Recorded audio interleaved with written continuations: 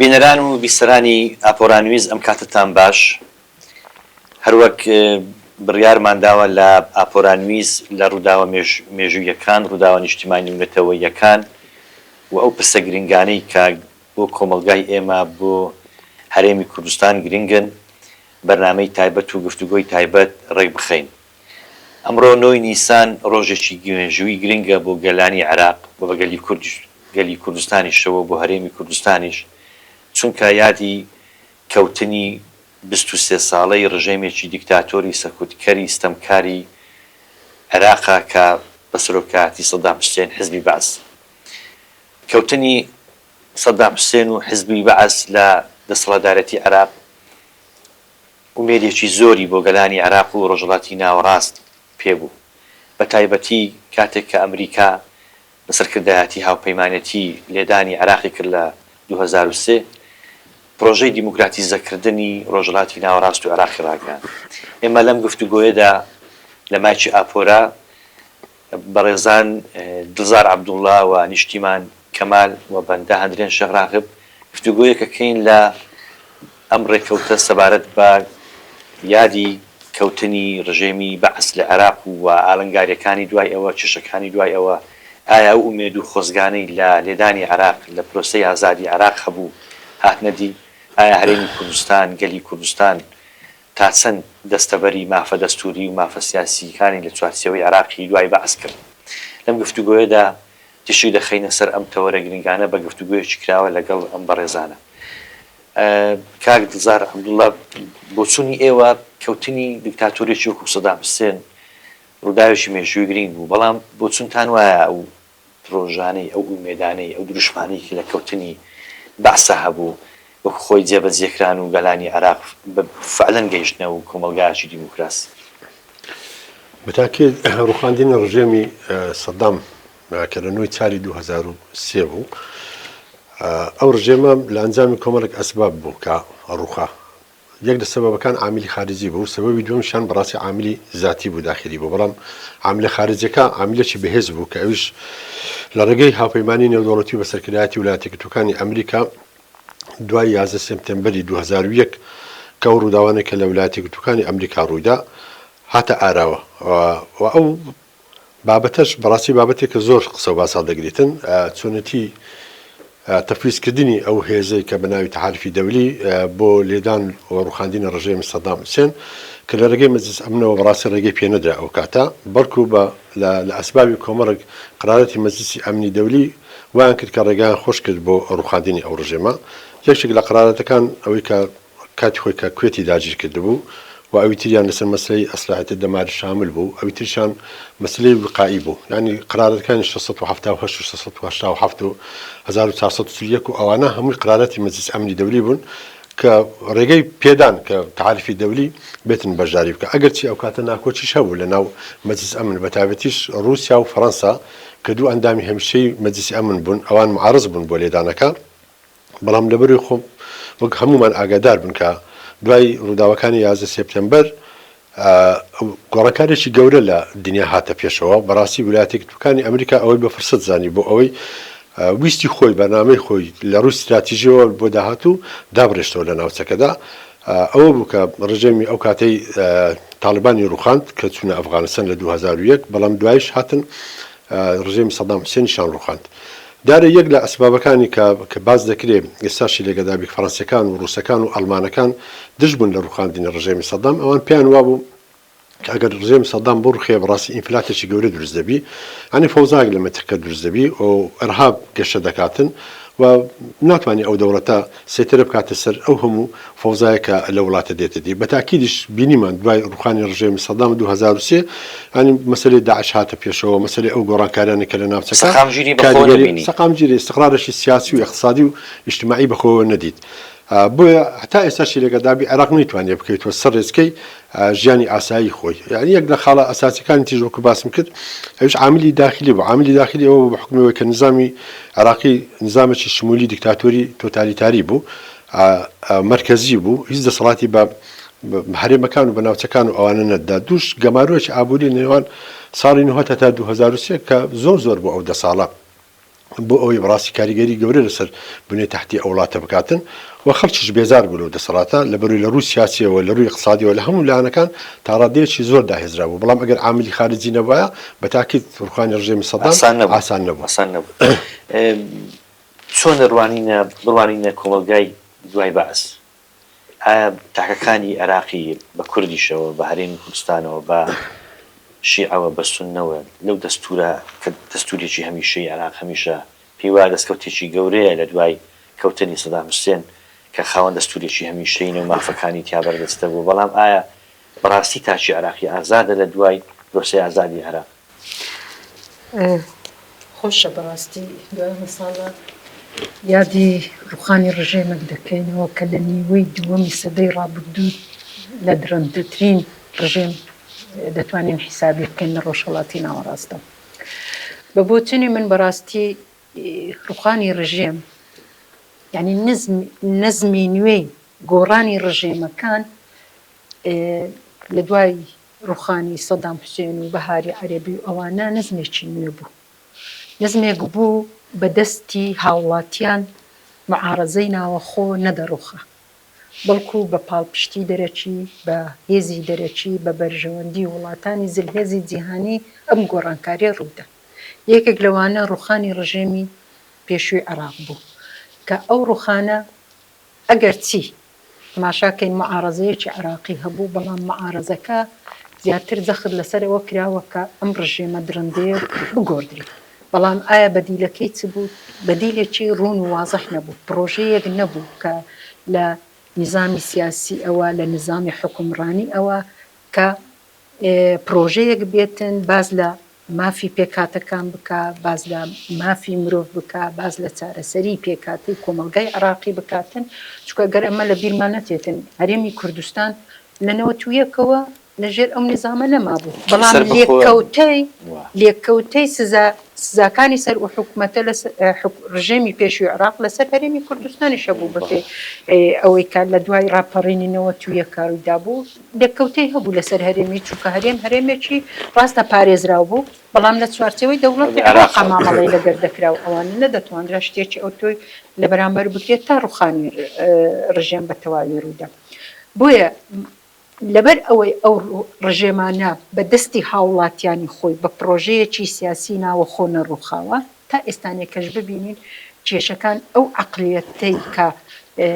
مەسەلەن مافی پێکاتەکانە نەتەوەکانە لە چوارچێوەی عێراقەکە کە پێکاتەیەکی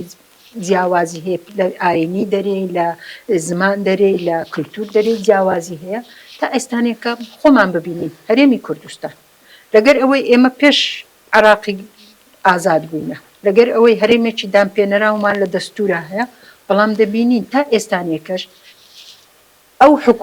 حکوومەتانی یەک لە دوایەکانەی عێراق کە پێک هاتووە لە دوای ڕوخانی ڕژێمەوە تا ئێستانێکە هەرێمی کوردستانیان وەکیانێک لە دەستورە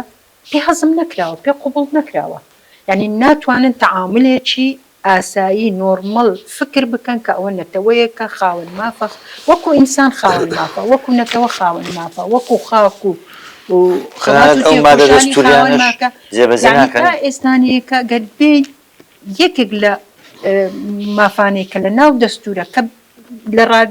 کەمترین ڕادەی مافی ملەتێکە کە بەو هەموو خەبات و تێکۆشانەدا تێپەڕبەتدانی پێدانانێن و کاری پێناکە ونمونە هەر ئەو مادە دەستوریانێک کە هەیە کە بە پێی دەستورە ئەو دەستورە لە 2005 دەنجی لەسەردرا لە 2007 دەبایە قۆناغی کۆتایی جێبەجێکردنی مادەی چلی دەستوری عێراق تا ئێستانیەکە نەک ئێستا بە پێی پێشهاتە سیاسیەکان لە عێراق ئێستانێ ئەوەی کە مادەی 140 قسەی لەسەر دەکا زەقتر بۆ تۆ تعریب لە ناوچە جێناکۆکانە زیاتر بووە دەستبڕینی کورد لەو مەنتیقان کەواتە تا گۆڕانکاری تا گۆڕانکاری لە پرۆژەیەکی ناوەخۆ نەبێتن بۆ گۆڕینی سیستەمی سیاسی بی ئەو سیستەمە سیاسیە چۆن بێتن بەڵام دەبێت لە ناوەخۆ بێتن گۆڕانکاریەکان لە بەرژەوەندی ملەتەکان نینە. ئێستانێکە کێشەی کورد و عەرەب پێشترێکە سیاسی بوو، ئێستانێکە لە ناو کۆمەڵگایە لە ناو خەڵکە ڕنگدایتەوە بۆیە کۆمەتە سیدارە بەڕاستی ئەوەی ئێستاش دەبینین کە ئێستانی ئێمە لەو کاتێک کە قسە لەسەوە دەکەین ئەو شەڕ و ئاژاوەی لە مانتیقەکە هەیە دیسانەکەەوە ئەوەی لە سووریا بینی هەمان تەجروبەی عێراقە یعنی گۆڕانکاری دەرەچی دێتن ئەوەی لەسەر ئێرانە دەکرێتن ئێستش گۆڕانکاریەکە دەرەچی بێتن بە پاڵپشتیناوە بۆیە نزمی نوێی جیهان لە گۆڕینی سیستەمە دیکتاتۆرەکانە سیستەمە شۆفینیەکانە بە هێزی دەرەچیە تا نەبێتە هێزێکی ناوە خۆ پرۆژەیەکی ناوە خۆی ملت نەبێتن پاڵپشتی دەبی بکرێتن چونکە ملت ناتوانێت بەڕنگاری ئەو هێزە بۆیە پاڵپشتی بکرێت بەڵام دەبێت پرۆژەکە ناوە خۆبی بۆی بمانەوێتن ئەو کۆمەلگانە بە کۆمەلگایەکی ئاشتی پێکەوە ژیان مافی مرۆڤ تێدا جێگیر بکەن ئەوەی کە باسەکرێ پرۆژەی دەرەچی بەڵام ئەو بۆنەتەوەیەکی بێدەوڵەت و بێماف کە بەدەست ئەو ڕژێمە سەردەستانەی ناوچەکە کورد ئەچەوسێتەوە ئەو پرۆژە دەرەچیانە باشن معنی نەتەوەیەکی وەکو ئێمە کە توانای گۆڕینە ڕژێمانەی نیە بەڵام دەستەچی دەرەچی دێ و دیکتاتۆرانە ئاڕوخێنێ دەرفەتێک دروستەکە بۆنەتەوەیشی وەکو ئێمە کە لە چوارچێوەی دیزاینکردنەوەی دەوڵەتەکە لە دەستوریی نوێ لە نظامێکی نوێ بتوانین هەند جێی خۆمان بگرین یعنی مافی خۆمان بەدەستە بکەین بە تایبەتی ئەوەی کە لە دوای 2023 لە عێراقات دەستوری هەمیشەی عێراق هەندێک مادەی دەستوری بۆ ئێمە تێدا ئەوانە گرنگن و بە تایبەتیش هەرێمی کوردستانی وەکوکیانێکی فیدرالی لە چوارچێوەی دەستوری هەمیشەی عێراق ناساندووە کە ئەوە هەنگاوێکی گرنگە بەڵام ئێمە چۆن بتوانین خوێندنەوە بکەین بۆ ئەو شەڕە تایفی و مەزهەبگرایی کە عێراق لە دوای 2023 بە تایبەتی شیعەکان پابەست بوونیان بە ئێران پابەند بوونیان بە دەرەوەی عێراق و بجێبەجێکردنی ئەنجەندای تروای کرد عێراق زۆرە دیموکراسیەت و لە دیموکراتیزەکردن دوورکەوێتەوە زیاتر حکمێکی مەزهەبگەرایی لە عێراق زاڵبی بە تایبەتی ئەگەر بچێ بەغدا بە ئاشکرا سیماکانی ئەو مەزهەبگەراییە ئابینی خوێندنەوە تانی بۆ شیعەکان بەڕاستی شیعەکان موفەق بوون لە بەڕێوەبردننی عێراق زۆر سپاس کاکەنی وەڵام من دەمەوێت پێش ئەوەی وەڵامی ئەو پرسیارت بدەمەوە بە تاکید ینی شتێکم لەویست باز بکەم کاتی کە 11 سپتەمبەر بوو ئەو کاتە وڵاتێک توکانی ئەمریکا هەموو ئەوانێک کە لە دەسەڵاتدار بوون وەکو دۆز بۆش دەڕێ دیکچینی کە جێگر بوو ڕامسفێڵ وەزیری بەرگری بۆ ڕایس لێدوانەکانیان ئێستاش ماوە ئەوان دەڵێن دەرفەتێکی زۆر گەورەیە کە هاتوتە پێشەوە بۆ ئێمە بتوانین گۆڕانکاری لە جیهان بکەین بۆ ئەوی بتوانین ببین بە سەید العالم ئەوەی نیشتیماخان ئێستا باسی کرد ئەو گۆڕانکاریە لە نظامی عالەمی ڕوویدا بە تایبەتی دوای ڕوخانی یەکێتی سۆڤێت کە ساڵی 90 ڕوویدا جۆزبۆشی باوک هات باسی کرد کە ئەوە سەردەمی دووزەم سەری نەما بوو بە سەردەمی یەکزەم سەری لەبەرەوەی کە یەکێتی سۆڤێت هەڵوەشاوە ئەوان بوون بە چێخوای سوپەر پاوەری هەموو دنیا بەڕاستی بۆیە بۆ ئێمەمانان ئەو دەرفەتەکە هاتە پێشەوە بەڕاستی کە بڕیاری 688 یەک لە بڕیارەکان هەرە گرنگەکانی مەجلیس ئەمن بوو لە ڕوانگەی مافی مرۆڤەوە پارێزگاریکردن نەتەوەیەک کە لەلایەن ڕژێمێکی دیکتاتۆری توتالیتاری لە عێراق دەسەوساندراوە کە ئەو کۆڕەوە ملیۆنی کە دروست بوو بەڕاستی ئەو کۆڕەوە ڕفراندۆمێکی زۆر گەورە بوو کە بە ناوەڵامی سەدام حوسێنی دایەوە بۆیە بۆ ئێمەمانان وەکو کورد دەرفەتەکە زۆر باش هاتە پێشەوە ئەوە کە ئێستا بەڕێزت باسی کرد چۆن ئێمە بتوانین لەگەڵ ئەو پلانەی کە ڕۆژ ئاواییەکان یان وڵاتێکی توکانی ئەمریکا و تەحالفی دەولی هەموو بۆ ڕوخاندنی ڕژێم بەڵام لە ناوخۆش هێزە سیاسەکان و معارضە سیاسەکان کە لە چوارچێوەیە کە کۆبوو بنەوە بەناوی ANC کە بۆ ئەوی بتوانن ببنە بەدیلی ڕژێمی سەدام ئەو کاتە داوا و داخوازەکانی خۆمانی تێدا بەدیبێنین تا ئەو کاتەش ئەو هێزانێک کە معارضە بوون بە تایبەتی ئیسلامی سیاسی شیعە مەزهەبەکان کە زاڵ بوون لەناو ئەو جەبهەیە ئەوان بە هیچ شێوەیەک نەداهاتنە ژێرباری ئەوەی کە دان بە مافەکانی کورد بنێن بن کە ئەو حکومی زاتەی هەرژێمەکەی سەدام حوسێن داوی بە کورد بەڕاستی بڕوایان بە مەرکەزیەدا بۆیە سەرەتا کە ڕژێمی سەدام ڕووخا شیعەکان ڕازی بوون بۆیە کە لە عێراق سێهرمی فیدرالی هەربی سونەکان ئەو کاتە ڕازی نەبوون لەبەرەوەی سونەکان پێیان وا بوو ئەو دەسەڵاتی خۆیانەوە دەوێت بگەڕێتەوە جارشتر بۆ خۆیان دوای ئەوەی کە هاتنە سەر حکم لە ڕێگەی هەڵبژاردنەوە دیموکراسیەتێک بەرقرار بوو کە دەنگدان بکرێتون لە ڕێگەی دەنگدانەوە توانیە زۆر نیە بۆ خۆیان پێک بێنن ئێستا سونەکان ڕازین بۆیە کە فیدرالیت لە عێراق بیتن بەڵام شیعەکان لەگەڵ مرکزیەت و گەڕانەوەی مرکزیەت و هەڵوەشانەوەی فیدرالیتدانە بۆیە زۆر لە بەحسەکان لێکۆڵەوەەکان کە لێکۆڵەوەکان ئەنجام دەدەن دێن وڵاتە یەکگرتووەکانی ئەمریکا تەحالفێکی دەولی دروست کرد بەڵام هات لە سینێکی زێر عێراقی تەسلیمی ئێران ئێرانەکان بەڕاستی لە ڕووی سیاسیەوە لە ڕووی اقتصادیەوە لە ڕووی اجتماعیەوە حتا لە ڕووی ئاینیەوە زۆر ئیسفادیان لەو ڕوخانی ڕژێمی سەدام کرد وای لێ هات خۆمان ئاگادار بوون کە بەرپرسانی ئێرانی بۆ خۆیان دامگوت بەیانەکەی لە بەغدان نان دەخۆین و نیۆڕۆکەی لە فلان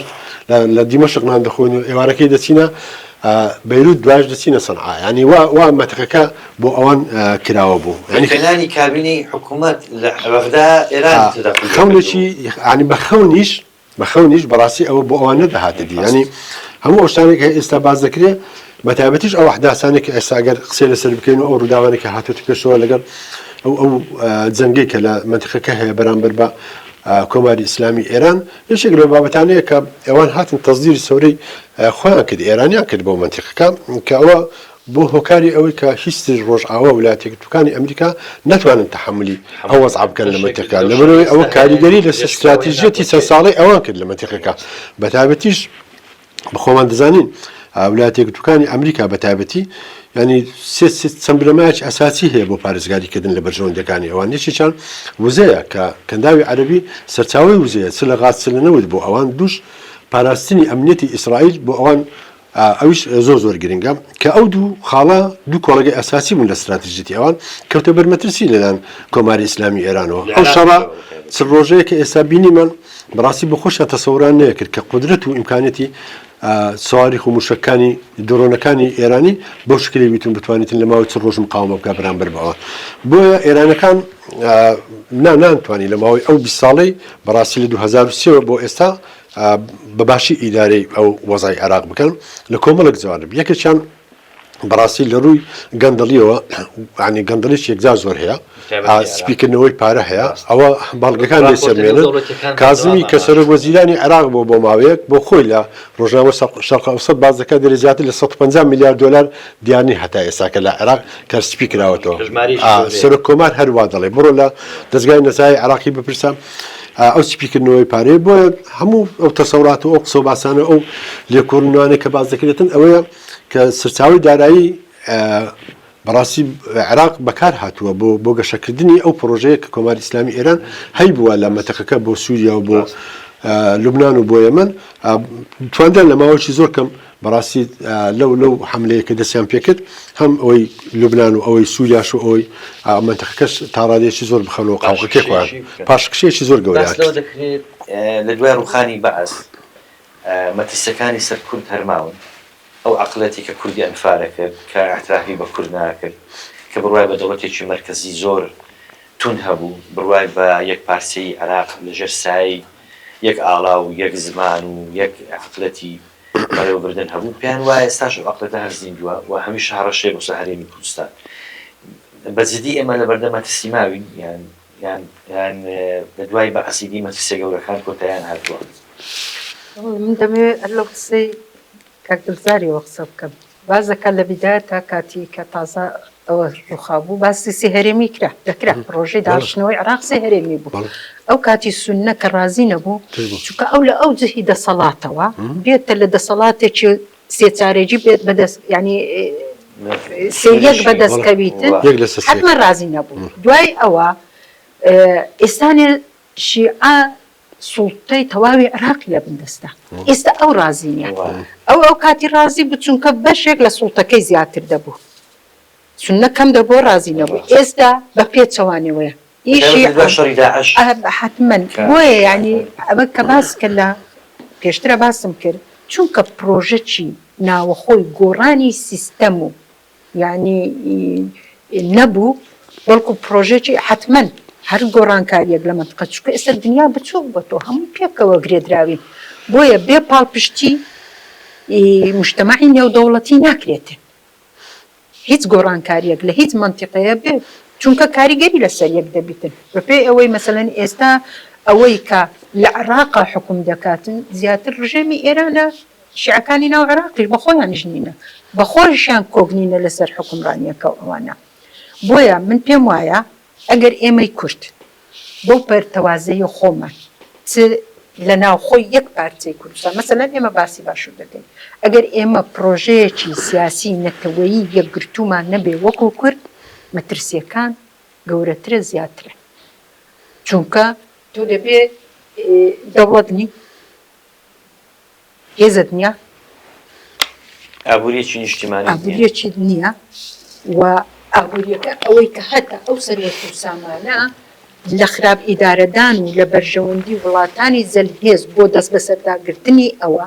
لەو ململانەیە کە عراق لەگەر هەرێمی دەکات لە بن دەستان دەڕوا بۆ قسمەتی ملت نابێت بۆیە ئەگەر ئێمە لەم قۆناغەیە وەکو کورد لە باشووری کوردستانە پلانێکی نیشتیمانی نەتەوەییمان نەبێ و بەشێک نەبی لە ستراتیجێکی نەتەوەیی لە مانتیقەکە ئێمە مەترسیمان زیاتر لەسەرە بۆیە ئەو پرۆژەیە کە ئێستانێک کە کاری لەسەر دەکرێت ئەو کۆدەنجە نیشتیمانیە و گەورەیەی کە لە دوای هەڕەشەکانی سەر ڕۆژ ئاوا هاتە پێشەوە بەڕاستی پێویستە هێزە سیاسیەکانی باشووری کوردستانە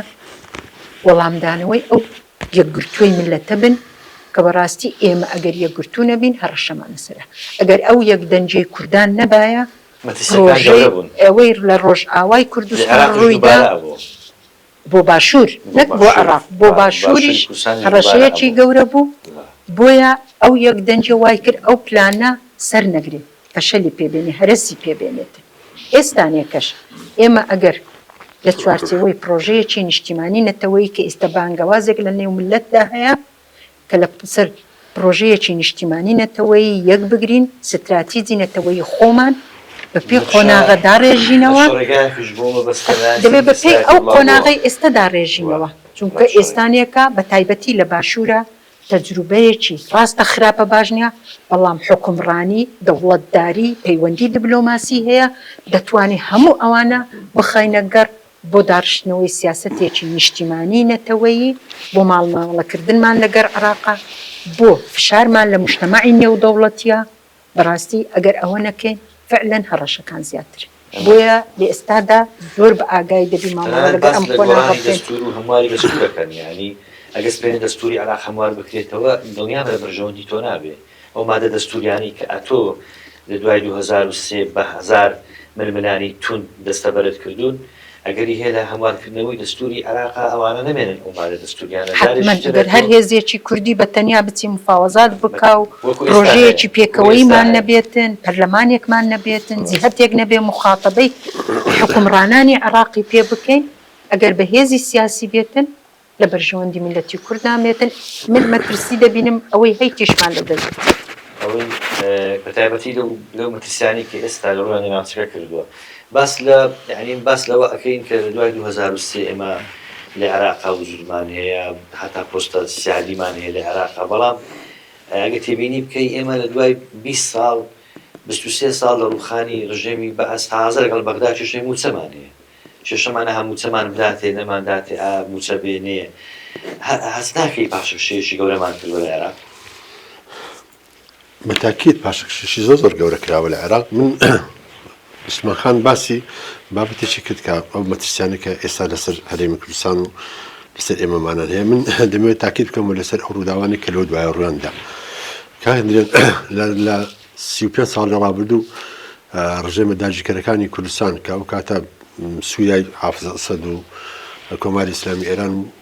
تورکیا بە بەردەوامی کۆبنەواتی دەوریان هەبوو وەزارەتی خارجیان بۆ ئەوەی چۆن بتوانن هەرێمی کوردستان لەبار ببەن بە بەردەوامی لە کۆبنەوەکان کە تەواو دەبوون یەک لێدوانێندا دانگوت ئێمە لەگە یەک پارچەی خاچی عێراقدان بە چەند وشەیەک یەک پارچەی خاچی عێراق بۆ واتایە کە هەرێمی کوردستان بگەڕێتەوە ناو منزومە مەرکەزیەکەی کە هەبیتن و ئەوانە توانیان لەو ماوەیە تا ئێستا کاریگەری هەر هەیە لەسەر هەرێمی کوردستانیش ئیمکانەتیش یەکجار زۆر سەرف بکەن لە ڕووی ئەلامیەوە لە ڕووی چاواشەکردن لە ڕووی ئەو دەسەڵاتی کە خۆمان بەشەشی بۆ خۆمان سەبەب بووینە کە لەلایەن پاتویەتی بەڕێوە بدرا کە بە خراپی بەڕێیان بردووە بەڵام خۆشبەختانە کە بینیمان لەو ڕووداوانی ڕۆژاوای کوردستان کە غەدرێکی زۆر گەورە بوو کە خەریک بوو ئەو وەزعی کە لە ڕۆژاوای کوردستان هەبوو بەیەک بڕیار لەبار بچیتن ینی ئەو دەستکەوتانی کە لەوێ دوای هەزاران شەهید 11,000 شەهید 12,000 شەهید لێ بەدەست هاتبوو بەڕاستی بێوەفایی و سپلەی نظامی عالمی وای کرد کە خەڵک هەمووی بێتە سەرشەقام. ئەوەی کە جێ خۆشحاڵی هەر هەمومان بوو بەڕاستی خەڵکێک پێی وابوو کە جیلی تازە جیلی پشت ئایپاتە و جیلێکی خەواڵوە ناتوانێتن بەرگری لە نیشتمانەکە بکە بینیمان کە گەنجان بە کچ و کوڕەوە چۆن هاتمە سەرشەقام وەڵامێکی بەڕاستی دەمشێن و ڕوشتێنی هەموو داگیرکەرانی کوردستانیاندایەوە کە ئەوە بەلای منەوە بەڕاستی هێزێکی لە بنهاتوی زۆر گەورەیە. ئەم بۆ واتایە ئەوەی کە ئێستا لە هەرێمی کوردستانیشدا هەیە ئەوە دەسەڵات نییە کە ئەو هەرێمی پاراستووە ئەو خەڵکەکەی ئەو هەرێمی پاراستووە کاتی کە شەڕی داعش هاتە پێشەوە ڕاستە هێزی پێشمەرگەمان هەبوو بەڵام ئەو هێزی پێشمەرگە کە لە چوارچێوەی وەزارەتی پێشمەرگەدا بوو بەڕاستی زۆر گرنگی پێ نەدرابوو ئەنی لە سەرەتای شەڕەکان تووشی تێکشکانێکی گەورە هاتن لە باری معنەویەوە لە باری سەربازیەوە بەڵام حماسەتی خەڵک و بەڕاستی پشتگیری پشتیوانی دەوڵەتانی ڕۆژئاوا توانی زارشکە بکەینەوە سەرسکەی خۆوان بۆی ئەوەی کە هەیە لە باشووری کوردستان جیا لە هەر سێ پارچەکەی تری کوردستان دەستکەوتێکی زۆر گەورەیە لەبەرەوەی بخۆمان دەزانین ینی لەباری قانونیەوە هەرێمی کوردستان لە چوارچێوەی دەستور هەرێمیشی فدرالیە قانونیە تاوەکو ئێستا پارێزراوە بەڵام ئەوەی کە بێوێتن ئەو هەرێمە بۆ پارێزی ئەوە بەڕاستی تەبایی و یەکگرزی ناوخۆی خۆمانە هەر ئەوەش توانێتی دەستکەوتەکان بپارێزن هێزت پێدەبەخشیتن لەبەرەوەی بەڕاستی ئەوەی کە کاریگەری سلبی هەتا ئێستاش لەسەر ئەو هەرێمی خۆمان هەیە ئەوە دەیبینین زیاتر لە ساڵک و چەند مانگە کە ئەو دوو هێزە سەرچیا ناتوانێت بەڕاستی کە پارتی دیموکرات کوردستان و یەکێتی نیشتیمانی کوردستان بەرپرسن لەو بارودۆخە سیاسی کە ئێستا لە هەرێمی کوردستاندا هەیە و لە ڕووی اقتصادیەوە لە ڕووی اجتماعیەوە هەموو ئەو خاڵە سلبیانی کە لە هەرێمەکەدا هەن ئەوانن بەرپرسن لەبەرەوەی ئەگەر پەرلەمان کۆبنەوەی خۆی بکاتن سەرۆکاتی پەرلەمان هەڵبژێردرێتن حکومەت تەشکیل بکرێتن بتوانیتن لە خزمەتی خەڵکیی خۆی دابێتن بەپێی ئەو بەنامانەی خۆیان کە لە هەڵبژاردن تەقدیمیان کردێ بۆ خەڵک بەڵام ئەوە ساڵ و نیوەک زیاترە ئەوە بەرامبەر بە بەغداش هەر ئاوایە یعنی تۆ ئەگەر بەیەکگوتی و بەیەکریزی بچنە بەغدا بەڕاستی دەستکەوتەکان بەدیارکەوتووە لە ڕابردوش چۆن بەدەساتوە بەڵام کە پەرتەوازە بن و دابەشدوو بن ئەو کاتە بەڕاستی بەغدا زاڵ بۆ زارش دەبێ بەسەر کاتمان کەماوە ئەو تەجروبە و ئەو شەڕی کە ئێستا لە ئێران ڕوویدا و ماوەیە شەڕێکی گەورەیە بە تایبەتی بە ڕۆژهەڵاتی ناوەڕاست و کاریگەری ڕاستەخۆشی لەسەر ئێمە هەیە بۆ چونتان وایە ئەگەر ڕژێمی ئێران بڕوخێت دەرفەتێک بۆ کوردەکان دروستەکە لە ڕۆژهەڵات بە تایبەتی ئەگەر لە دەستوری داهاتووی ئێرانە شتێک دەستەبەر بکەن بەڕاستی شەر بە هەر جۆرێک ڕاوەستێتن بە ملکەتی ڕژێمی ئێران بیتن بە کۆتایی پێهێنانی بیتن ئێران ئەو دەوڵەتەی جاران نابێتن ڕۆژە چۆن پێش دوای شەڕی 12 ڕۆژە ئێران ئەو ئێرانی پێش 12 ڕۆژەکە نەبوو حتمما ئەو چ ڕۆژەی شەڕەژ ئێران دوای ئەوە گفتوگۆکان بە هەرچیەک بکاتن ئەو ئێرانە نابێتن و حتا بوونی تەداخلاتی نێو دەوڵەتی کاریگەری زیاتر دەبیتن لە چۆنیەتی ئیدامەدانی ئێران دوای ڕاوەستانی شەڕەکە بۆیە کورد هەم پێکاتەکە یعنی بەڕاستی دەوڵەت یعنی ئێران کۆمەڵێک پێکاتەی نەتەوەی جیاجیانە هەمووشیان مافیان پێشێل کراوە لەژێر ئەم سیستەمە هەمویان ڕوبەڕووی هەڕەشەی مەرگ و سێدارە و ئەوە دەبوونەوە بەڵام کورد بە زیاتر چونکە هەمیشە کورد لە منتیقەکە ئەم چوار دەوڵەتەی کە کوردی بەسەر دابەشکراوە هەمیشە کوردی وەکۆ هەمیشە کوردیش خەبات و تێکۆشان و هێزی سیاسی و معارەزە و ڕێک و پێچی هەبووە ناڕزایی دەربڕیوە دائیمەن هێزێک بووە لە بەرامبەر دەوڵەتانی داگیرکەران دەنجیان هەبووە فشاریان هەبووە هەوڵی خۆیان خەبات و تێکۆشانیان هەبووە هێزە دەوڵەتە ینی نەتەوەکانیت کە کەمتر نە بەو ڕێکە منەظەمە نە ئەو هێزە خەباتکارە و شۆڕژگێڕەی هەیە نە لەوانەیە وەکو کوردەکان پارت و ڕێکخراوی سیاسیان هەبێتن یان فشاریان هەبێ لەسەر دەوڵەت دەرفەتێک بۆ کورد هەیە بەڵام ئەو دەرفەتەش بەڕاستی دەبێ بتوانین چاک بیقۆزینەوە خۆشبەختانە هێزەکانی هێزە سیاسیەکانی ڕۆژهەڵاتی کوردستان ڕێککەوتنێکی باشیان لە نێوان خۆیان هەیە هیوادارین پەرەی پێ بدەن بەرنامەی هاوبەشیان هەبێ و لەسەر ئەوەشان لەگەر نەتەوەکانی تر بەڕاستی بۆ مافی نەتەوەی خۆیان ئەوانیش ڕێککەوتن بکرێ چکە بەڕاستی ئێران هەم وڵاتێکی فراوانە لە ڕووی جوگرافیەوە هەم لە ڕووی مێژووی ئەو وڵاتەوە شارستانیەتی ئەم وڵاتە هەم لە ڕێ پێکهاتەی نەتەوەی و ئاینی لە هەموو وڵاتەکانی نێومەنتیقە جیاوازی هەیە بۆیە پێویستیان بە پرۆژەیەکی کوردستانی زۆر لێک خولەکدا کاک دڵزار پاششەی ئێران گۆڕانکاری لە ئێران کاریگەری لەسەر عێراق دەبێت بە تاکید کاریگەری گەورەی دەبێتن لە بەرەوەی کۆماری ئیسلامی ئێران لەو شەڕە ڕۆژی خۆی زەربەی کوشندەی بەرکەوتووە کە هێزی ئاسمانی نەما هێزی دەریایی نەمایە بنیەی تاحتەکەیدا ڕووخەوە لە ڕوو سیاسیەوە تەڕازوعەکی زۆر گەورە دەکات ئەگەر بۆ خۆی نەتوانێتی لە ناوخۆی خۆی جارێشتر پێداچوونەوەی بکاتن ئەوە بە تاکید ئەگە شەڕەکەش ڕابۆسیتن بە دڵنیایی هێزەکانی معارەزەی ئێرانی دەتوانن گۆڕاکاری گەورە لە ناوخۆی خۆیان دروست بکەن بۆ ئێمەمانانیش ئەو کاتە دەتوانن هێزەکانی کوردستان بە تایبەتی پارتیویەشێتی ئومێد دەکەم دوای 23 ساڵ جارشتر بە خۆداچوونەوەی گەورە بکەن بە تایبەتی بۆ یەکریزی خۆمان بۆ ئەوی دەستکەوتەکان بۆ پارێزون دەستکەوتی تیژی بەدەستبینی زۆر سوپاس بینەران و بیسترانی ئاپۆرا نوویست لە مایکی ئاپۆرا گفتوگۆیەکی کراوەمان کرد سەبارەت بە 23 ساڵەی ڕووخانی بەعەس لە نووی نیسانی ساڵی 2003 کاتێکی خۆش